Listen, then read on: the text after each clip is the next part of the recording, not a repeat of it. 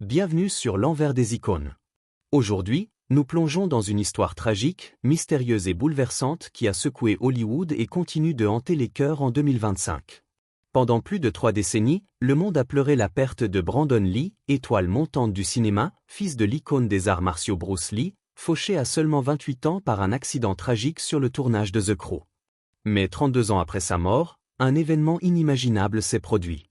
La tombe de Brandon, située au cimetière Lakeview de Seattle, a dû être ouverte pour des travaux d'entretien. Ce que les autorités ont découvert en soulevant la pierre tombale a choqué le monde entier, ravivant des questions sur sa mort prématurée. Était-ce vraiment un accident? Ou y avait-il une force obscure, un destin tragique, liant Brandon à son père? Une lettre mystérieuse, scellée avec un symbole de dragon entrelacé, découverte dans son cercueil, semble suggérer que Brandon savait que sa fin était proche. Comment un jeune homme, destiné à devenir une légende, a-t-il pu laisser un tel message? Et que signifie-t-il pour l'héritage des Lee, une famille marquée par la gloire et la tragédie? Restez jusqu'à la fin, car je vais vous emmener dans l'enfance tumultueuse de Brandon, son combat pour sortir de l'ombre de Bruce Lee, les coulisses de l'accident fatal sur The Crow, et la découverte bouleversante dans sa tombe. Si vous êtes passionné par les mystères d'Hollywood, les légendes des arts martiaux, ou les histoires de destin tragiques, cette vidéo est pour vous. Likez, abonnez-vous, activez la cloche, et embarquez dans ce voyage au cœur de l'héritage de Brandon Lee. C'est parti! Le 1er février 1965, Brandon Bruce Lee naît à Oakland, Californie, dans un monde où son père, Bruce Lee, est déjà en train de devenir une icône mondiale. Bruce, né à San Francisco en 1940, a grandi entre Hong Kong et les États-Unis, développant un style d'arts martiaux révolutionnaire, le Jeet Kune Do, et brisant les barrières raciales à Hollywood avec des films comme The Big Boss, 1971, et Enter the Dragon, 1973. Sa femme, Linda Lee Cadwell, une enseignante américaine, élève Brandon et sa sœur Shannon dans un foyer modeste mais vibrant d'énergie créative.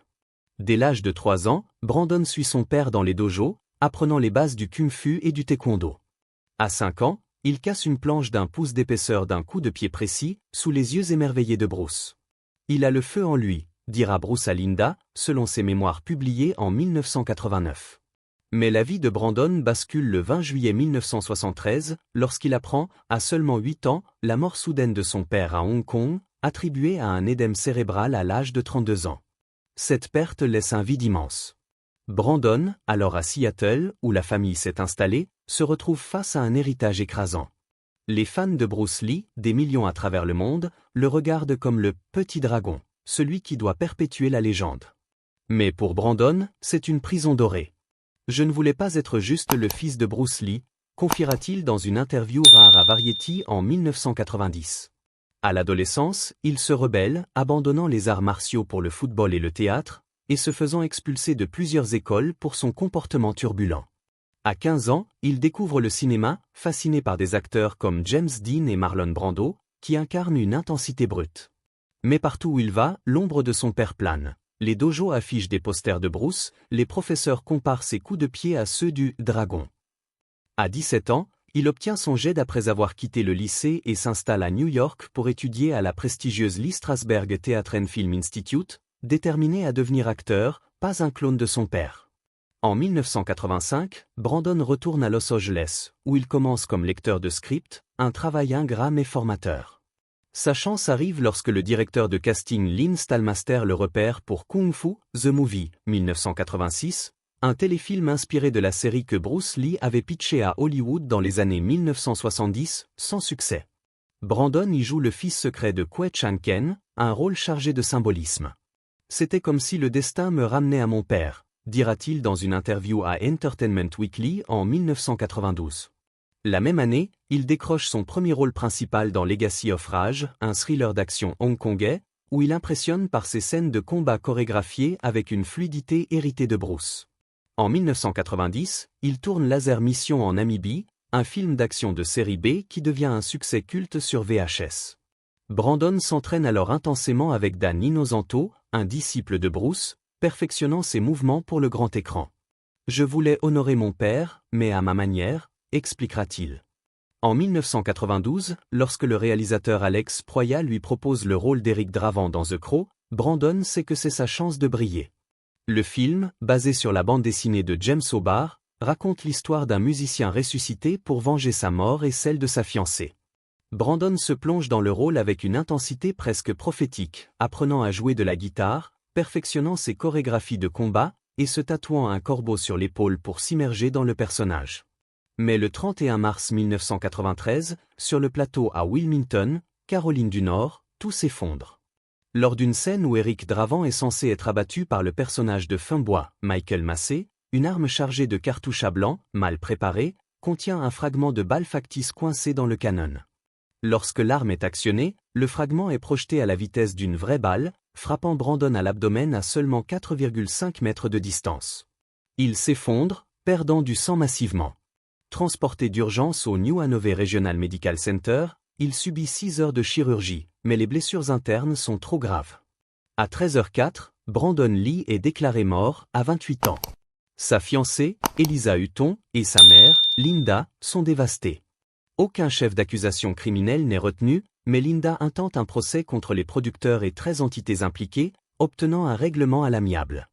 The Crow, achevé avec des cascades et des effets numériques, sort en 1994 et devient un classique culte, mais reste hanté par la tragédie.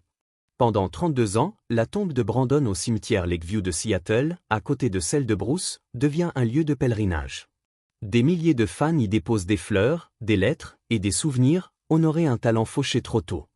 Mais en 2025, un événement inattendu secoue ce sanctuaire.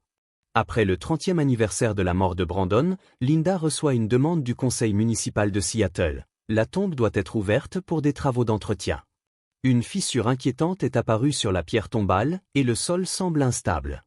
Les experts suspectent un visiteur ayant marché sur la tombe, un animal fouisseur, ou une secousse sismique mineure. Étrangement, la tombe de Bruce, à quelques mètres, reste intacte, ajoutant au mystère. Linda, aujourd'hui âgée de 80 ans, est déchirée. Enterrer son mari en 1973 et son fils en 1993 a brisé son cœur. Autoriser l'ouverture de la tombe de Brandon ravive une douleur insupportable. C'était comme perdre une partie de moi, encore, confiera-t-elle dans une interview à People en 2025. Mais consciente de l'importance du site pour les fans, elle accepte, à condition que tout soit fait avec respect. Le cimetière Lakeview déploie des moyens extraordinaires, une structure climatique protège la tombe, des éclairages spéciaux préservent les matériaux, et des protocoles de sécurité stricts limitent l'accès aux experts. Linda fournit des détails précis sur le contenu de la tombe, tirés de ses archives personnelles. Malgré la demande de discrétion, la nouvelle fuit, et une foule se rassemble à l'entrée du cimetière, avide de réponses sur la star de The Crow. Le matin du 15 avril 2025, sous un ciel printanier, les ouvriers soulèvent la pierre tombale de Brandon. L'intérieur de la tombe semble intact, l'air empreint d'une solennité pesante. Les experts confirment que la fissure est due à un visiteur ayant accidentellement marché sur la pierre, sans dommage au cercueil. Mais parmi les objets funéraires, photos signées, souvenirs de tournage, lettres de fans, une découverte stupéfie l'équipe. Une enveloppe scellée, ornée d'un symbole de dragon entrelacé, repose près du cercueil. Linda reconnaît immédiatement le motif. Le dragon, surnom de Bruce, était un symbole cher à Brandon, représentant la force et la sagesse. À l'intérieur, une lettre manuscrite de Brandon, datée de mars 1993, juste avant sa mort. Les mots, écrits dans son écriture distinctive, glacent le sang, le voyage que nous avons commencé ensemble ne s'arrête jamais. Les limites que vous percevez sont des illusions de l'esprit. Soyez comme l'eau, contournez les obstacles, adaptez-vous aux défis, trouvez votre force dans votre fluidité. Mais surtout, souvenez-vous, votre vrai chemin ne vient pas en suivant le mien, mais en découvrant le vôtre. Videz votre tasse pour la remplir de votre sagesse. Linda, submergée par l'émotion, pleure en lisant ces lignes. Comment Brandon a-t-il pu écrire un tel message? Avait-il un pressentiment de sa mort? Qui a placé cette lettre dans la tombe? Les experts confirment que l'enveloppe, traitée pour résister au temps, était intacte. Les spéculations explosent. Certains fans, sur X, suggèrent que Brandon craignait pour sa vie, pointant des rumeurs de complot sur le plateau de The Crow. D'autres y voient une coïncidence tragique, un écho de la philosophie de Bruce, qui parlait souvent d'être, comme l'eau, dans ses enseignements. Linda rejette l'idée d'un meurtre, Brandon n'aurait pas laissé un message aussi vague s'il soupçonnait quelque chose, dira-t-elle à The Seattle Times. Pourtant, la lettre, publiée partiellement par les médias, devient virale, avec 2 millions de partages sur X en une semaine. Les fans, déchirés, débattent. Était-ce un adieu spirituel ou une preuve de fatalité? L'héritage de Brandon, comme celui de Bruce, reste marqué par la tragédie et le mystère. Linda décide de partager ce message avec le monde, non pas pour alimenter les théories, mais pour honorer la mémoire de son fils, non comme l'ombre de Bruce, mais comme un homme avec un cœur immense et un destin brisé. Le voyage que nous avons commencé ensemble ne s'arrête jamais, a-t-il écrit. Et Linda s'assure que son voyage perdure dans les cœurs des fans. Qu'en pensez-vous?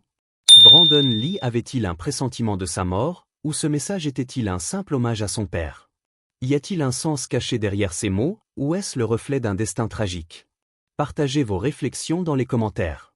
Likez, abonnez-vous, et activez la cloche pour plus d'histoires sur les légendes d'Hollywood.